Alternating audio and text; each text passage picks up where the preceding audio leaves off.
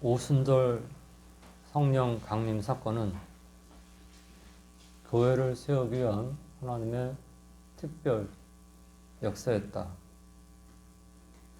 이 땅에 택한 백성들을 모아서 그들로 하여금 천국을 소망하며 이 땅에서 다른 예수 믿지 않는 세상의 소망을 두고 살아가는 사람들과 다른 삶을 감당케 하기 위한 목적, 그리고 세상에 사는 이유가 무엇인지, 또 내가 존재하는 이유가 무엇인지, 내가 밥을 먹고 잠을 자고 세상에 사는 이유가 무엇인지, 그런 이유들을 알고 인간의 존재 목적, 인간의 존재 이유, 피조물인 죄인의 이 세상에 살아가야 하는 이유, 그런 이유들을 알게 되는 그런 사람들이 모인, 바로 이것이 교회라. 그래서 세상에서는 이런 모임을 찾아볼 수가 없습니다. 남녀노소, 빈부, 귀천, 어떤 제약이나 어떤 편견이나 어떤 구분도 없이 오직 예수 십자가와 부활을 믿는 사람들이 모인 곳, 바로 이러한 교회의 시작, 그리고 이러한 교회를 더 효율적으로 더 확대하고 온 세계로 나가게 하기 위한 그런 목적으로 오순절 성령 강림이 있게 된 것입니다. 그냥 우리끼리 모여서 재미있게 서로 연합하고 즐기고 또 세상에 알지 못하는 이런 맛을 보면서 다른들 치자, 그런 것이 아니라 우리의 가진 기쁨을 갖지 못하고 우리가 가진 구원을 갖지 못하고 우리가 받은 구원의 소식을 듣지 못한 사람들에게 힘을 더해서 전해서 주님이 약속한 새하늘과 새 땅, 영원한 세계가 속히 도래하기를 원하는 이런 모임이 바로 초대교회 모임이라. 이건 구약과 달라요. 구약 시대에 있었던 모임과 완전히 다릅니다. 오순절 성령 강림은 우연하게 일어난 사건이 아니었습니다. 복음이 온 세상에 전파되게 하기 위한 하나님의 특별 역사였다. 그래서 2장 1절부터 이제 지난 13절까지 이 말씀을 통해서 하나님의 역사가 이렇게 크다. 하나님은 모든 것이 가능한, 모든 걸 할 수 있는, 능치 못함이 없는 하나님이신데 그분께서 할 수 없는 것이 딱 두 가지예요. 죽을 수 없는 것. 그분은 죽을 수가 없어요. 왜? 그분은 생명이시고 영원한 생명의 시작이시고 영원부터 영원까지 홀로 모든 것을 주장하시는 살아계신 하나님이시기에 죽음은 그분과 상관이 없어요. 그래서 그분은 죽을 수 없습니다. 또 그분이 못하시는 건 두 번째는 약속을 변개시키는 겁니다. 한번 말해놓고 못하겠다, 내가 실수였다, 안 되겠다, 또 한번 이렇게 하겠다고 하고 그것을 도저히 환경이 너무나 열악해서 안 되겠다, 그런 걸 못하시는 분이에요. 하나님은 죽을 수 없고 모든 것을 또 죽을 수 없고 약속을 변개할 수 없는, 다시 말하면 거짓말할 수 없는 분이에요. 그래서 하나님이 거짓말할 수 없고 죽을 수 없는 전능절, 이것만 못하지 다른 건 다 할 수 있어요. 모든 것이 가능해요. 그분은 자기가 원하시는 마음의 원대로 모든 걸 다 할 수 있대요. 그래서 우리가 기도하는 이유는 모든 것이 가능하신 그분, 모든 걸 할 수 있는 그분, 모든 것을 능치 못함이 없는 그분을 믿기 때문에 기도하는 것이고, 또 이 약속의 말씀, 하나님이 거짓말할 수 없기 때문에 우리가 주신 이 약속의 말씀을 거짓말할 수 없는 분이 주신 말씀이기 때문에, 그리고 죽을 수 없는 그분이 주신 말씀이기 때문에 항상 생명 있는 새로운 말씀이기 때문에 이 말씀을 믿고 나가는 것이죠. 예수님께서는 사망 권세를 이기시고 그분이 하나님이시고 죄 없는 사람으로 하나님이 사람의 몸을 입고 이 세상에 오셔서 우리의 죄를 다 짊어지시고 죽으시고 사망 권세를 이기시고 부활하신 이후에 40일을 저자들에게 확인시켜 준 거예요. 나는 죽었지만 살았다. 너희들도 앞으로 죽지만 살 것이다. 이 보이는 세상만 있는 것이 아니라 영원한 세상이 있다. 그래서 그 영원한 세상을 바라보고 믿음을 지키자. 하나님 나라의 일을 말씀하십니다. 지금도 세상은요, 세상에서 잘 살고 세상에서 영원을 누리야지. 얼마나 열심히 사는지 몰라요.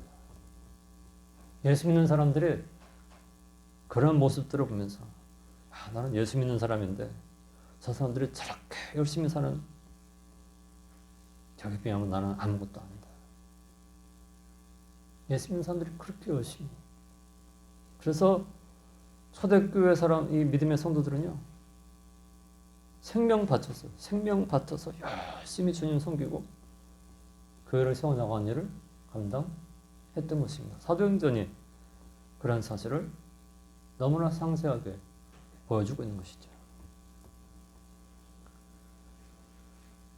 예수님의 부활은 환상도 아니고요, 꿈도 아니고요, 꿈에는 이야기도 아니고 현실 세계에서 직접 똑똑히 확인된 역사적인 사실이었다. 고린도전서 1장 이후에서 고린도전서 15장 1절 이하에서 상세하게 설명하고 있습니다.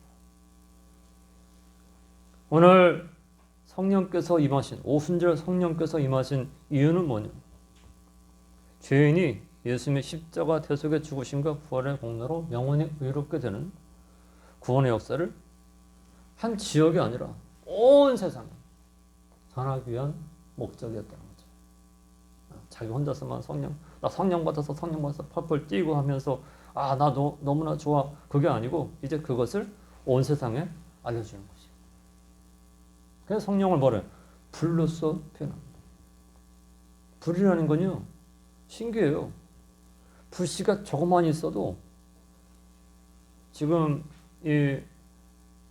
저 경상도 그리고 강원도 산불이 나서 얼마나 총동원령을 소방차 또 소방 헬기를 총동원해가지고 해도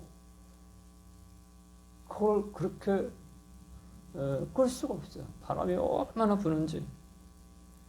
바람만 부는 게 아니고 지난 겨울에 눈이 많이 안 오고 가물어가지고 바짝바짝 마른 데다가 바람이 부니까 사람이 그것을 어떻게 할 수가 없어요.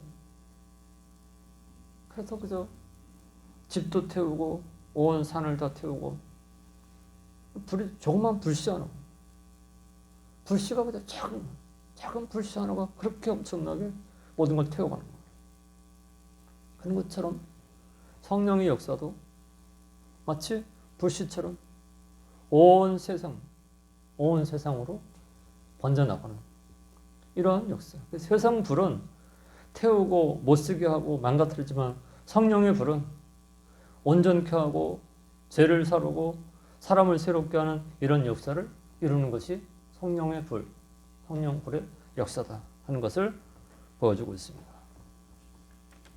하나님의 큰일, 지난 11절 말씀에서도 봤죠. 하나님의 큰일, 예수 그리스도의 십자가 죽으심의 공로와 부활의 역사를 믿고 구원받아 영원한 천국의 백성이 되게 하는 이 일을 하나님의 큰 일이라. 그래서 내가 세상에 태어나서 예수를 구주로 믿고 하나님의 자녀가 되어서 영원한 천국을 바라보면 그것이 바로 놀라운 축복입니다.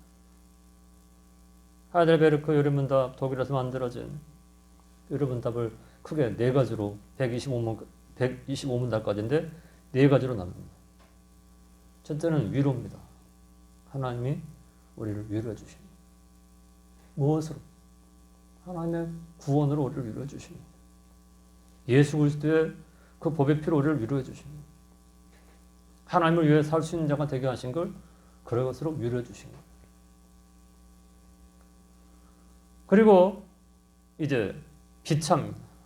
죄가 이렇게 우리를 하나님과 갈라놓게 하고 사랑과 갈라놓게 하고 결국은 하나님을 대항하는 그런 비참한 자리에 빠졌던 죄의 원인을 말씀하면서 죄로 인한 비참함이 우리 죄인들에게 얼마나 큰 것이었나. 그리고 세 번째가 그런 죄의 비참한 가운데서 우리를 건져주신 구원. 그런 구원의 은혜가 얼마나 큰 건가. 이것은 그래서 내가 예수 그리스도를 믿고 영원한 하나님의 자녀가 되고 하나님 나라를 상속받을 자가 됐다는 사실을 믿고 확신하면 세상의 어떤 영광보다 어떤 권세보다 가장 큰 것임을 알고 기뻐 뛰는 그런 삶을 살 수 있게 되는 걸 말씀하고 마지막으로 그러한 모든 것으로 인해서 감사의 삶을 사는 것이 바로 믿음의 사람의 삶인 것을 하이델베르크 요리문답 이 125문답 네 가지로 크게 요약을 해서 볼 수 있습니다. 오순절 성령 강림 후 모든 많은 사람들이 성령의 역사로 하나님 능력으로 각각 자기들 오순절에 예루살렘에 올라온 사람들이 각각 자기들의 언어로 하나님의 역사를 이해하고 듣고 거기에 엎드리고 회개하고 그리고 그것을 가지고 가서 또 이 불씨를 지펴서 복음의 불씨를 전하는 이런 역사가 급격하게 일어나는 것입니다. 오늘 이제 사도 베드로는 제가 이 말씀을 전하고 하는데 설교하면서 오늘 사도 베드로가 일어나서 이 2장 14절부터 2장 36절까지는 베드로의 설교입니다. 사도의 설교. 설교가 사람들에게 엄청난 웅변력을 가지고 말을 굉장히 잘하고 재미있는 말을 가지고 섞어가면서 그들을 감동시켜주고 웃겨주고 그런 것이 아니라 오늘 사도 베드로의 설교를 보면 구약에 나오는 말씀들을 인용해서 예수님이 그 구약에 나온 예언대로 죽으시고 부활하시고 또 성령을 보내주신 이런 역사들을 증명하고 있어요. 그런 가운데 오늘 요엘 선지자의 예언을 인용해서 오늘 성령께서 임하신 놀라운 역사를 증거하는 말씀이 오늘 본문의 말씀입니다. 함께 살피면서 하나님의 위대하신 역사를 다시금 살펴보는 시간 갖겠습니다. 첫 번째는 14절 15절인데 소리 높여 증거하는 베드로 사도입니다. 당시에는 마이크도 없어요. 이런 마이크도 없고 그 모여든 사람들이 얼마나 많겠어요. 그런 많은 사람들에게 베드로가 서서 증거하는 거예요. 강도, 설교하는 거예요. 베드로는요 수제자였습니다. 제자들 중에서 첫 번째 수제자였어요. 12사람의 명단이 나올 때마다 항상 첫 번째 언급이 누구예요? 베드로, 야고보, 요한. 항상 베드로가 언급이 돼요. 그래서 초대교회 이 사도에서 첫 번째로 서서 하나님 말씀을 증거한 베드로. 그가 얼마나 값진 그런 사역을 감당했는가를 성경이 보여주고 있습니다. 그래서 로마 카톨릭에서는 베드로를 초대 교황으로 베드로가 최고야. 로마 카톨릭은 우리는 베드로가 1대 교황이고 그 다음 1, 2, 3, 그 다음 2, 3, 4, 5, 6 그들은 베드로를 신격화시킵니다. 성 베드로 성당에 베드로 석상을 만들어 놨는데 그 베드로 석상, 큰 베드로 동상 그거 만들면 안 되는 건데 많은 순례객들이 와서 그 베드로 동상에 발가락 거기 유대인들은 신발을 이렇게 끈같이 된 걸로 신으니까 발가락에 나와 있는 거를 이렇게 동상에 만들었으니까 세계에서 많은 사람들이 다 와가지고 베드로의 그 발가락 한번 손으로 쓰다듬고 어떤 사람은 입술로 또 한번 쓰다듬고 그래서 그 돌이 달아가지고요 그 발가락 만드는 게 다 달아가지고 반질반질하대요. 수억 명이 와서 한 번씩 살짝 손 한번 이렇게 하고 입을 한번 대고 그렇게 한 것이. 그러나 베드로 사도가 그것을 본다면 나는 그런 것을 절대로 원치 않는다. 나는 예수를 증거할 사도로 쓰임 받았지 사람들에게 추앙받는 사람이 되기 원하는 것 절대로 없다. 그럴 거예요. 사도 베드로. 그러나 베드로는 그 과거가 그렇게 화려하지 않았습니다. 베드로의 전직이 뭐였냐? 어부였습니다. 물고기 장. 그래서 그물을 배 타고 나가서 그물을 탁 던져서 이제 그 그물에 고기들이 들어가면 그것을 당겨가지고 올려서 끓여가지고 육지에 와서 내놓고 이건 얼마에 팔고 이건 못 쓸 거 그거 골라가지고 그것도 가서 팔고 그거 가지고 또 가서 뭐 사 먹고 그렇게 살던 사람이 베드로예요. 물고기 잡아서 하루하루 살다가 세상을 마감했을 어부예요. 어부. 그런데 그가 예수님을 만나서 예수님께서 깊은 데로 가서 그물을 내려 고기를 잡으라는 말씀을 듣고 그것을 순종해서 고기를 잡아 올리고 나서 주님 앞에 엎드려서 고백한 말씀이 누가복음 5장 8절에 예수님의 무릎 앞에 엎드려 말하기를 주여 나를 떠나소서 나는 죄인으로서이다. 유명한 고백을 했습니다. 예수 앞에 엎드릴 때 주여 나는 죄인으로서이다. 이 고백을 하는 사람이 진정한 하나님의 백성인 것을 베드로가 보여줬습니다. 그리고 요한복음 6장 68절에서 사람들이 떡을 만들어주셔서 따라다니다가 예수님이 내가 바로 생명의 떡이라고 할 때 사람들이 다 도망가고 없을 때 예수님이 너희도 가려느냐? 그런데 베드로가 뭐라고 그래요? 딱 앞장서서 주여 영생의 말씀이 계시니 우리가 누구로 오리까? 주님의 생명의 떡인데 우리가 어디 가서 이 떡을 얻을 수 있겠습니까? 그러한 고백을 했던 사람이 베드로입니다. 마태복음 16장 16절에 우리가 잘 아는 사람들의 인자를 누구라고 하냐? 여론이 어떠냐? 그럴 때 베드로가 뭐라고 그래요? 주는 그리스도시요 살아계신 하나님의 아들이십니다. 이 신령한 엄청난 고백을 한 사람이 누구냐? 베드로예요. 그래서 예수님이 뭐래요? 내 이름을 이제 페트라, 내 이름을 이제는 시몬이 아니라 베드로라, 페트라라고 할 것이다. 페트라는 건 헬라어로 반석이라는 뜻입니다. 굳건한 반석. 내가 이 고백 위에 교회를 세우겠다. 그래서 교회는 주는 그리스도시요 살아계신 하나님의 아들이십니다. 예수님은 영원한 우리의 구원자이십니다. 그 고백을 하는 사람들에게 의해서 세워지는 것이 교회예요. 그런 사람이 한 사람, 두 사람, 세 사람, 네 사람, 다섯 사람, 여섯 사람 모이는 것이 교회다. 그러나 베드로에게도 뼈아픈 그런 과거가 있었어요. 또 뭐냐면 예수님이 끌려가실 때, 체포돼서 끌려가실 때 예수님을 3번 부인합니다. 그리고 나서 너무나 가슴이 아파서 나가서 통곡하며 회개하고 다 굴기 전에 네가 나를 3번 부인하리라 하신 말씀이 생각나서 회개하고 통곡하고 하나님 앞에 엎드린 그런 모습을 보여주시고, 이제 예수님께서, 부활하신 예수님께서 바디를 찾아오셔서 3번 네가 나를 사랑하느냐 물으실 때 이전같이 안 하고 내가 주를 사랑하는지 안 하는지 주께서 아십니다. 저는 제 결심도 하나 제대로 못 지키는 약한 자입니다.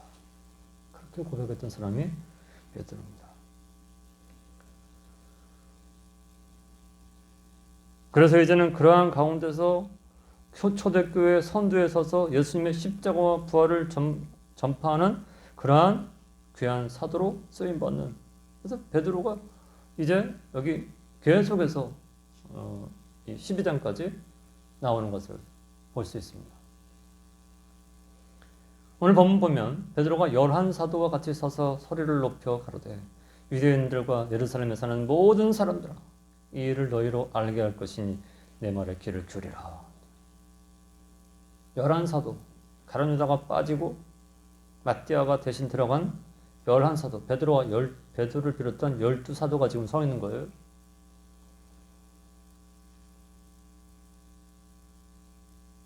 오늘 베드로는 사자처럼 담대하게 내가 오늘 이 일을 너희로 알게 할 것이니 내 말에 귀를 기울여라. 성령의 충만을 받은 사람들을 향해서 이 술을 잔뜩 취했군, 술을 잔뜩 마셨군, 이런 조롱하는 사람들을 향해서 오늘 15절에 뭐라 그래요? 때가 제3시니. 여기 때가 제3시는 우리가 그저 이게 새벽 3시인지 낮 3시인지 새벽 3시인지 이렇게 오해할 수 있는데, 이 3시는 우리나라 시간으로 아침 9시입니다. 오전 9시예요. 유대인들은요, 지금 우리나라는 뭐 아침에도 술 취한 사람들이 꽤, 전다 보면 벌써 아침에도 술 취한 사람들이 꽤 있어요. 아침부터 술 먹고 비틀거리는 사람들이 있고 하는데, 유대인들은 아침에는 술을 마시지 않는데, 술 취하지 않는데. 근데 이런 문화를 알고 있는 이런 사람들에게 베드로가 그런 문화를 인용해서 때가 지금 3시인데 취한 것이 아니에요. 술 취한 거 아니에요. 술에 취한 것이 아니라 성령에 취한 거다. 성령에 취하지 않고는, 성령의 충만을 받지 않고는 세상을 살 수 없어요. 그래서 사람들이 뭐라도 미치려고 해서 술에 미치고 담배에 미치고 도박에 미치고 증권, 또 여러 가지 그 증권 시장 가가지고 하루 그것만 보는 사람들이 있어요. 밥 먹고.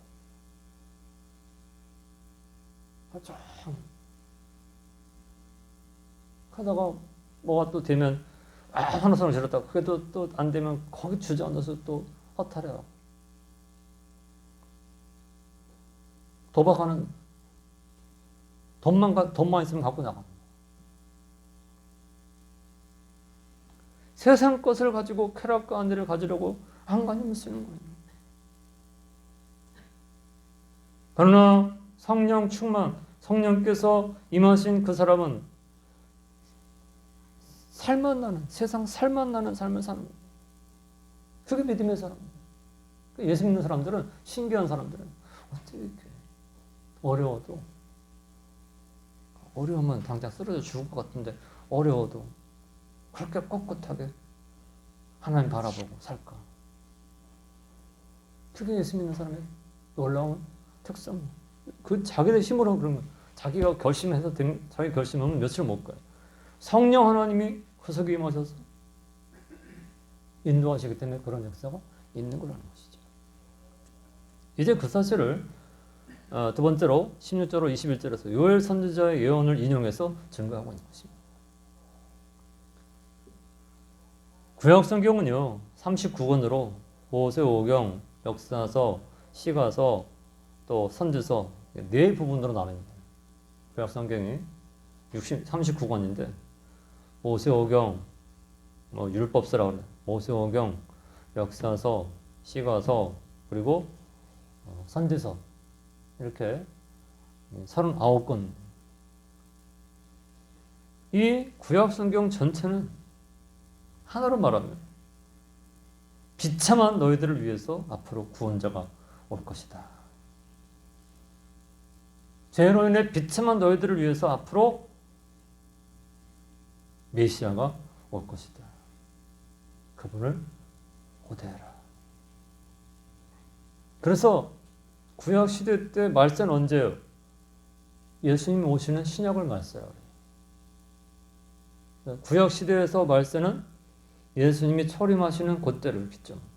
신약 시대에서 말세는 예수님 재림하시는 그때를 기점. 이런 사실을 염두에 두고 오늘 말씀을 봐야 돼요. 그래서 17절에 하나님이 가라사대 말세에, 웬 갑자기 말세야. 말세라는 건 이 세상의 마지막을 말세라는데, 구약 성경에서 볼 때는 말세가 바로 신약의 도래, 예수님이 오셔서 십자가 지고 죽으시는 그때, 죽으시고 부활하시는 때를 말세라고 하는 겁니다.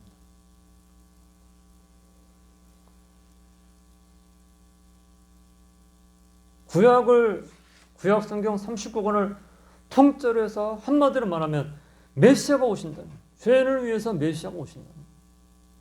근데 성령 강림은 죄인을 위해서 이 땅에 오신 메시아를 모든 사람들에게 믿어지게 하는 역사를 이루시는 것이 바로 오순절 성령 강림의 역사입니다.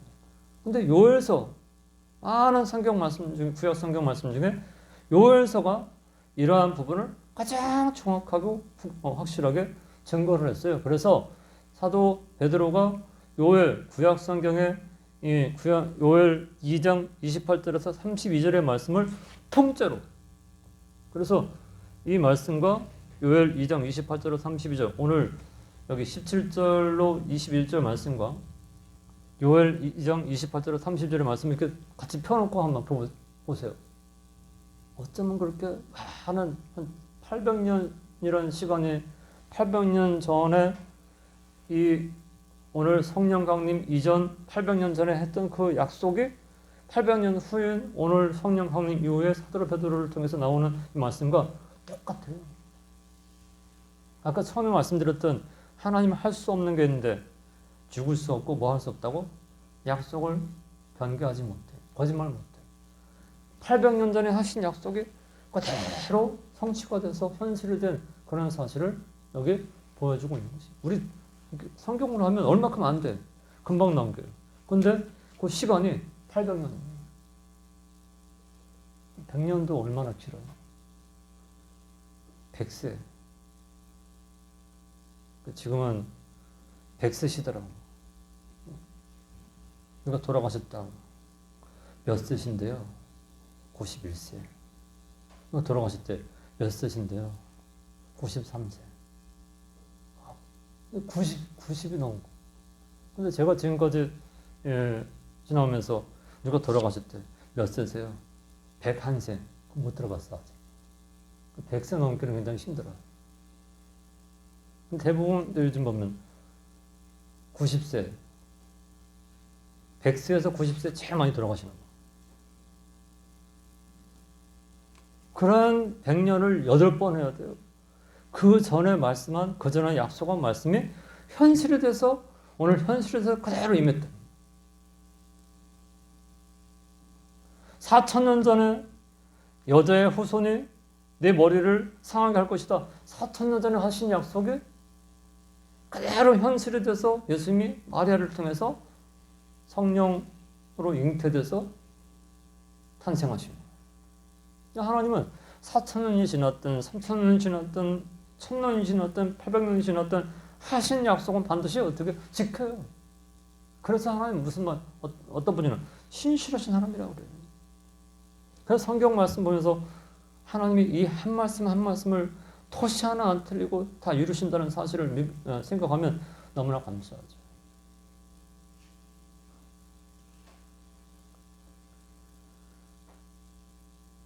오늘 요엘 2장 28절로 32절의 말씀은 2장 1절로 4절에 나왔던 성령 강림의 말씀을 그대로 마치 800년 전인데 요엘 선지를 통해서 이 요엘 선지를 통해서 그대로 보여주신 거예요. 요엘 선지자 때는 굉장히 유대나라가 어려웠어요.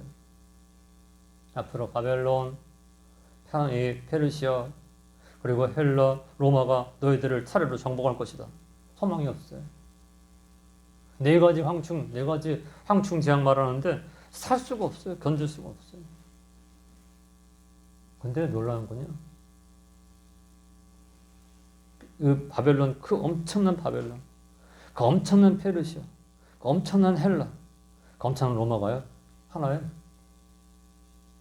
황충, 벌레, 하나 보시네 벌레 지나지 않는. 그래서 지금 뭐 러시아, 중국, 뭐 미국 이런 나라들이 뭐 엄청나다고 해도 하나님 보실 때 뭐예요? 하나의 벌레, 황충. 그 네 가지 황충 재앙을 요에게 보여주시는데 바벨론이 아무리 커도 그건 하나의 벌레 하나밖에 안 돼. 중국이 아무리 커도 하나님 보시네 벌레 하나밖에 안 돼. 벌레가 무슨 힘이 있어요?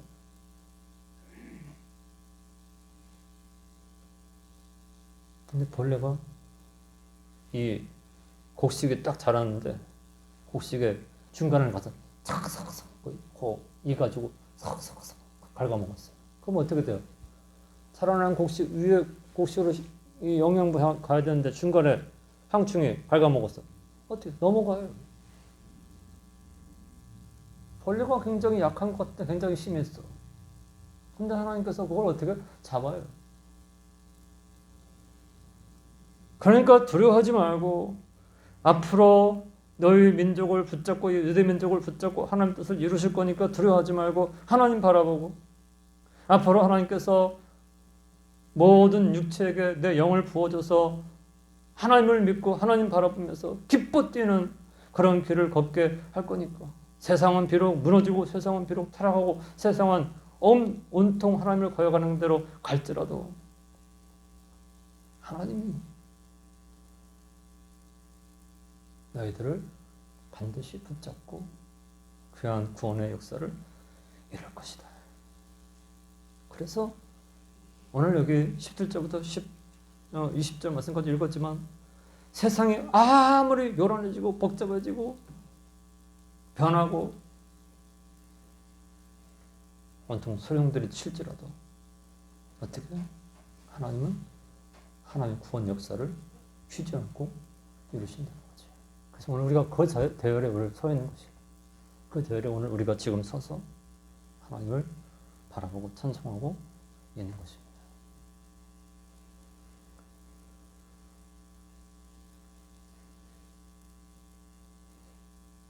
만민에게 부어주신 이제는 구약시대는 하나의 제한적인 이스라엘이라는 조그만 나라만 하나님께서 선민했어요. 그러나 이제 신약에서는 아니야. 온 세계가 다 예수를 믿는 정결한 자를 서게 하는 그런 역사가 있게 될 것이다. 그래서 오순절 성령을 통해서 이 복음이 온 세계 예수님이 예루살렘과 온 유대와 사마리아와 땅끝까지 이르러 내 증인이 되리라 그 일의 시초가 되는 것을 요엘서를 통해서 요엘서를 인용해서 말씀해주고 있는 것입니다. 그래서 여기에는 남종이든 여종이든 젊은이든 노인이든 아이든 관계없이 성령을 받으면 성령의 역사로 하나님의 역사를 바라보고 말세를 대비하면서 종말을 두려워하지 않고 세상은 끝나지만 끝나지 않는 영원한 세계를 바라보면서 믿음의 길을 걸어가는 그 역사가 있게 될 것이다. 하는 이러한 예언의 성취를 사도 베드로는 힘있게 증거하고 있는 것입니다. 21절에 그런 누구든지 주 이름을 부르는 자는 구원을 얻으리라. 여기서 주가 누구예요? 예수 그리스도예요. 십자가 달려 죽으시고 부활하신 예수님을 부르는 거 뭐냐? 믿는 거예요. 그러면 어떻게 구원을 받으리라. 하나님의 심판은요. 하나님의 심판은 예수를 믿는 것과 믿지 않는 것, 그게 딱 구분점이에요. 요한복음 3장 18절에 예수를 믿는 자는 구원이고 예수 믿지 않는 자는 이미 믿지 않는 것이 심판의 기준으로 해서 그런 하나님의 멸망을 받는다. 이 세상의 종말, 우주적인 종말이든 개인적인 종말이든 그때가 오기 전에 예수를 믿어요. 구원을 얻을 것이다.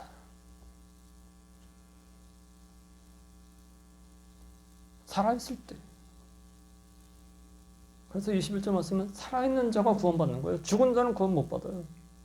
살아있는 자.